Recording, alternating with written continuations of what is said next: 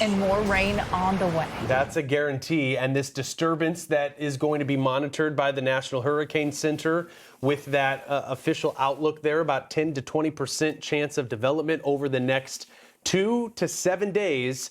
That's the zone that we'll be watching, the Gulf of Mexico. Actually, one of those areas that this time of year can sometimes produce some tropical trouble. In the Gulf of Mexico, we have temperatures that are warm enough, and we're looking here. You can see the overall organization to it, a bit of a counterclockwise rotation, and it is west of Florida. What we have to keep in mind is that this system, it's not very organized. We have some showers and some storms developing this afternoon.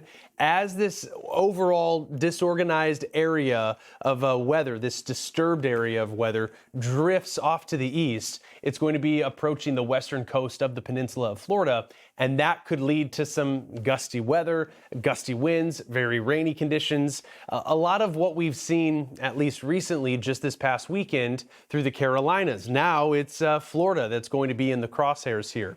This is where we're watching this chance of development, a 10 to 20% chance over the next couple of days on the lower end. Still, that 20% chance is a slight chance. So chances are that it won't develop, but nonetheless, that forecast is a guarantee that we're going to see some rain, storms, and some windier conditions for the Sunshine State. Temperatures, as I had mentioned in the Gulf of Mexico, not the warmest that they can be, but certainly warming and really not bad. When we look at the departure, these temperatures are slightly above average, and that's something to keep in mind, especially for this time of year when we consider those temperatures.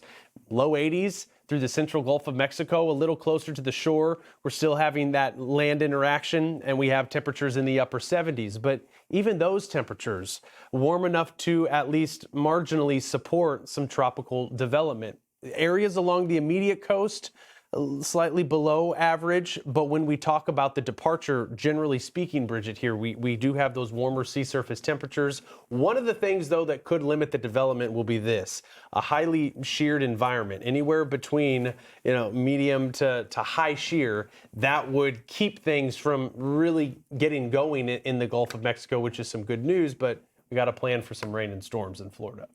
I'm Amy Freeze. Welcome to Fox Weather's YouTube page. We have more great videos on the way, so make sure to subscribe to stay updated on all things weather.